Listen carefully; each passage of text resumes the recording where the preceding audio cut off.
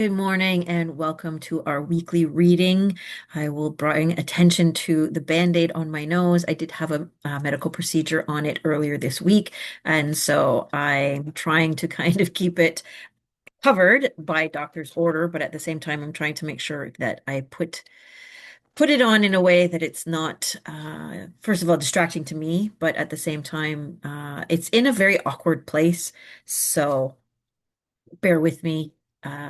It might be a bit of a distraction. I had thought about just coming on and not being on camera, but one of the things that I wanted to do with this channel and with the things that I'm doing is to really show up as I am. And a lot of people have these kinds of procedures done, and a lot of people have different, um, scars or problems that, they might feel self-conscious about. And so even though I feel a little awkward having it here on camera, I decided to show up as natural as I have been and showing partially to that, we all have lives that things happen and to try to hide them behind different walls or masks, it does no one any good. I think it's important for us to be as authentic as we can be and to really show up in who we are so that other people can look at us and say, I have been there and I understand that. And we feel less alone in the world.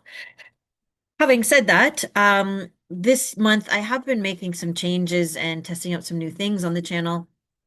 And one of the things that I have been doing is using more of my spreads that I've created, less of the pre-created ones. And so in 2025, when I started doing this, I was using spreads from 365 Tarot Spreads by Marsha Graham.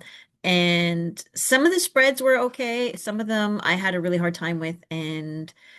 But I would spend the whole month basically deep diving into the spread and looking at how you can use it, how you can make a variation of it, and I broke from that for this year, thinking I was going to try something new.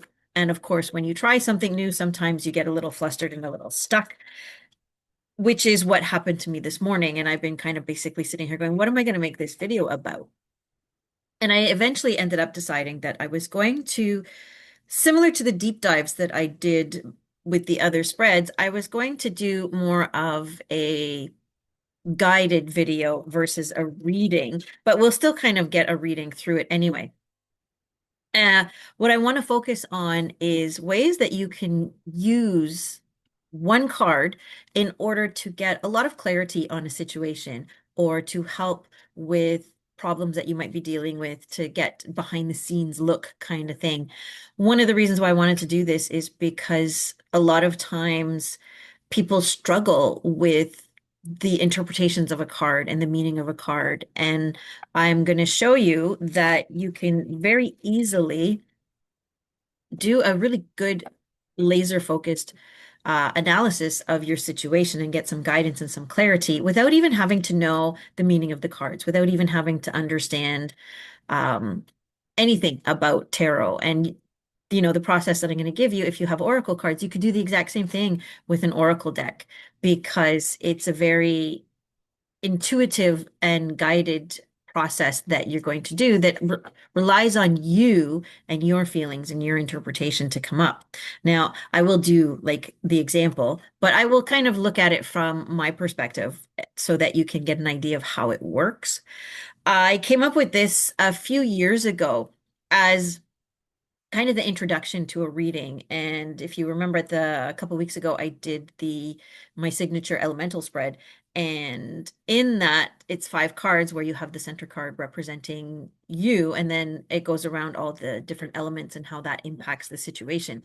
This is a lasering in on that signature card of that spread, how you can use the card and the client, right? Like if you're doing a reading for somebody else, how you can really get them involved right from the very beginning.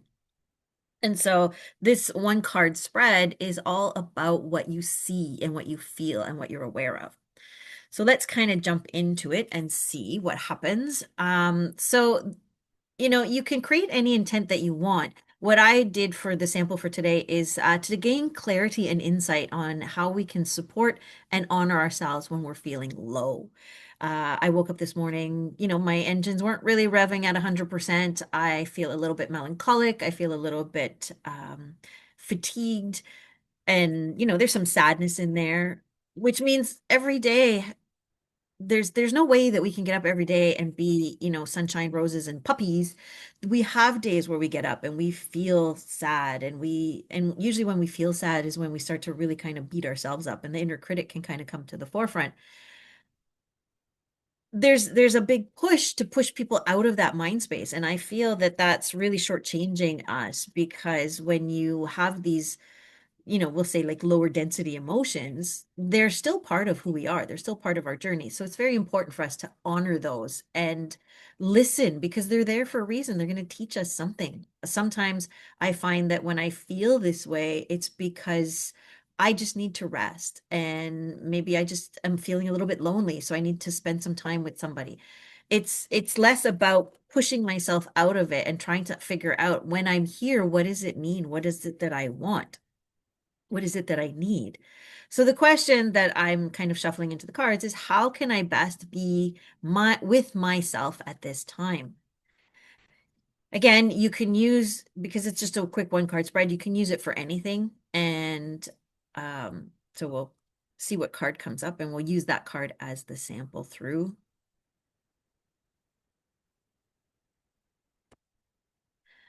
All right. So the card that I pulled is the King of Coins. Now, I will be very honest and say that when I learned the cards, and even to this day, the ones that can trip me up the most are the court cards. Anyone that's gone through the process of trying to learn them, especially through a memorization process of what did the cards mean, the court cards, because they play a couple of different roles, can really, really stump you and have you sitting there just staring at them with a complete blank slate. And so hopefully by going through this process, this can kind of help to move beyond some of that. Now, once you've pulled your card, there are 5 different questions that you're going to ask yourself. So the first question is, when you look at the card, what is your initial impression or feeling that comes out? And so when I look at this, like I kind of feel my initial impression is this regalness, this stability. And so this is your feelings about the situation. And when I look at, asking like, how can I best be with myself at this time? What I'm being told by looking at what I just described, like having that stability and having that, kind of groundedness, that regalness, it's to really be there for myself, to be grounded so that I can hold myself while I'm going through this process, while I'm in this like lower energy, to really just feel into it and to really sink deep into what is holding this energy here in my body, what is holding these feelings in my body. Once you kind of have an initial understanding, right? Like, so this is how I feel, right? There's something here that's going on and I want to understand what's going on. What is the best way? And that's what it is, right? Like I really want to ground into this. I really want to sink into this. I want to be here and find out what it is in this feeling that's really there. Once you have that, the next thing you're going to look at is the area that first draws your eye. And when I look at the card, and I've looked at it a couple of times, but when I look at it, I keep kind of going down to the stag down here at the bottom, right? And he's a very dominant figure in here. And when you're looking at it, you can ask yourself, okay, so what does a stag represent? One of the things that I look at with this one is I look at the horns, and a lot of times the size of the rack and the amount of points that are on it will indicate age, right? And the maturity of the animal. And so when I'm looking at that, I'm thinking, um, this is indicating something about age. And so when you're looking at the thing that first draws your eye, what that is indicating is the place that needs your attention. And so when I'm looking at this and I'm looking at, like this stag and the horns, it's really like the horns that are really what's drawing my eye and how they're pointing upwards and stuff. And it's like, like think about how much I have gone through, right? So the thing that needs to take my attention is looking at like where am I, right? It's maybe about age, but I think it's more about that maturity and really looking at the maturity. And so when I'm going through this process, it's important for me to remember that, you know, every time I go through this cycle, because it is a cycle, I've been here before. So every time I go through this cycle, I mature a little bit. I have a little bit more experience. I have a little bit more confidence. I have a little bit more of a solid foundation. I've built a little bit more. And so that's the thing that needs my attention right now is to just remember, and a lot of it, this could just be in looking at the physical artifacts of showing how I've grown, right? So maybe the last time I was here, I was a bit more teary, or maybe, 2, 3 years ago when I was here, I was, inconsolable. But here I am in a situation where I can actually talk about it and I can share what I'm feeling and I can see my growth. And so, like looking at that at it from that aspect of, like this is a growth. And so looking at the growth and where is it that I want to support as I continue to grow through this process. The next thing you want to look at is the area of light that draws your eye. And so when I look at this, the first thing that draws my eye, there's a couple of places that go to, but when I try to kind of see where my eye stays, it keeps going down to the glowing triangle, which is the symbol of Earth. And I look at it and this is indicating a way forward, right? So when you're looking at the light area, it's what's being illuminated on your path. And I look at the fact that it's actually glowing and it's highlighted and it's the symbol for Earth. It really brings my attention to the fact that my way forward is to really ground myself in a physical practice. That could be going for walks. It could be doing like an actual physical activity such as yoga or exercising or running, or even looking at cooking and nutrition and stuff like that, right? So my next step or my way forward is to really look at what can I grow, what can I nurture, what can I bring forward that is a physical, that my body's going to be involved in it, that I'm going to really be able to embody this practice. Once you've identified what it is that is your way forward, now you're going to find the dark area that draws your eye. And so when I look at the dark area that draws my eye, I'm kind of, you know, between the king's hair and this kind of deep green up in the top right corner. And so what the dark area represents is your resistance and your fear, right? So what is it that you're afraid of? What is it that you're resisting? And when I look at, like the dark forest, for instance, I'm thinking, like there's that fear. And of course, I've got this beautiful tree, which kind of reminds me of where I get resistance, right? Is going into the places that are dark, where I don't know where something might be hiding. And so when I'm asking myself to sit with these uncomfortable feelings, maybe there's grief there, maybe there's anger there, maybe there's fear there, and I'm asking myself to physically sit in quiet, sit in contemplation with myself, right? I don't know what's down this road. I don't know what's in this journey. It's like walking into that forest. You don't know if you're going to meet the big bad wolf or who you're going to meet when you go off into the forest. And so it's a reminder to me that, there are journeys that we have to take into the darkness. There are journeys where we're going to get tripped up. There's journeys where we're going to fall. But we always can have the confidence that there's something here to learn. There's something here that we're meant to see. And so the resistance for me right now is like, I'm afraid of what I don't know. And I'm afraid of moving forward because what is forward isn't clear. And like you want to stay in the light because you know what's there, you can see what's there, you can prepare for what's there. So after you've looked at all of those, the next thing you're going to look at is either a color or a symbol, because sometimes there's no symbols on the cards, sometimes it's just a lot of colors. But when I speak of symbols, I speak of words. So it could be words, it could be anything that you find that's symbolic. And when I look at the card, sometimes you will find that your eye goes back to it. So my eye still kind of goes back to the symbol of the earth. But one of the things that I'm also drawn to is the crown on the king, which is kind of like a duality of the animal that we have down here, the stag that we have down here on the bottom. And one of the things that's interesting is when you look at it, the stag is looking pretty much straight on, and the stag here on the king's crown is looking off slightly to the right, which is looking to the future. And so when you look at your color, when you pick your color, when you pick your symbol, you're looking, this is the guidance you're getting from spirit. And so what this kind of reminds me of is, so if I take, there's a lot of different symbology here in the crown. So there's the fact that there's a crown, which means royalty, which means a transformation into kind of a higher state of being, right? You're not a commoner anymore when you're a king. You have experience, you have resources, and so you're wearing that as your sign that, hey, look, I have this skill, I have this ability. And so I can look at it and say, well, okay, so guidance from spirit is that reminding that I have, grown, I've matured, I'm at a more regal level in my life than when I started my journey. And then again, we go back to the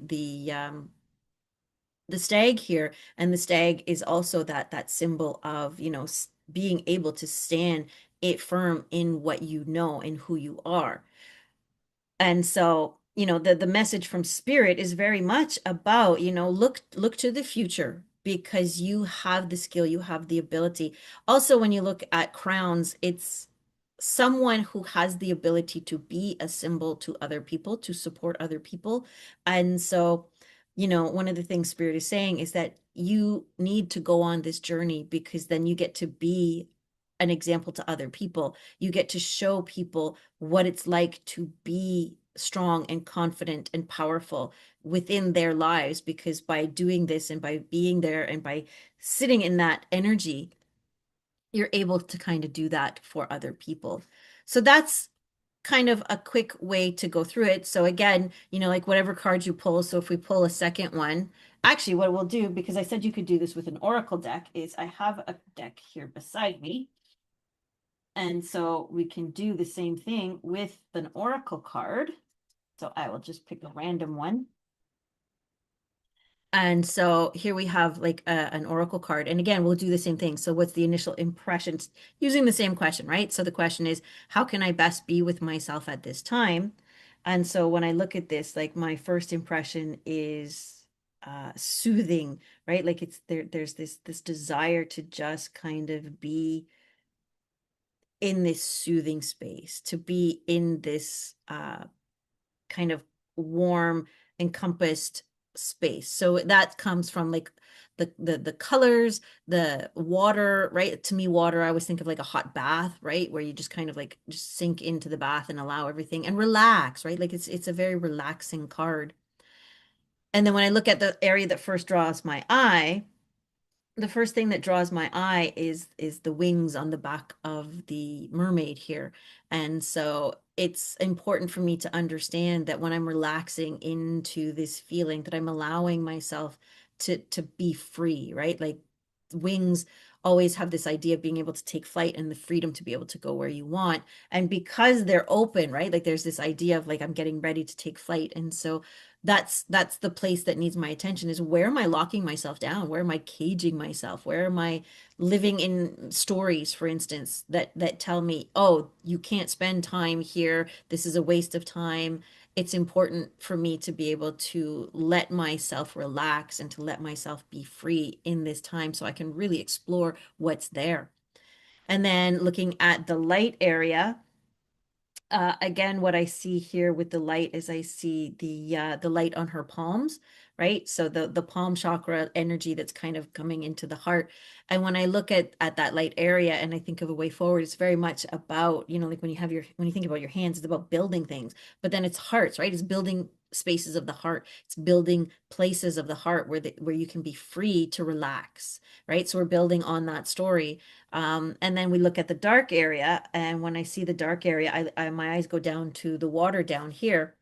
And that's the resistance and the fear. And I think the resistance and the fear that I have is going deep, right? And it's interesting because that kind of represents the same thing, only in a different way, right? Like I'm afraid to go deep into that dark forest, but at the same time, I'm afraid to go deep into my emotions. I'm afraid to delve deep below the surface to see what's down there that I've basically shoved into the muck and goo down. Because once you start getting in there, then and you bring them to the surface, they need to be processed, they need to be honored, they need to be released. So I'm afraid of going deep and what that's going to mean, right? And so for me to be able to go deep and to be with these emotions, I have to be willing to build and create safe heart spaces where I'm free to relax and experience what's going on.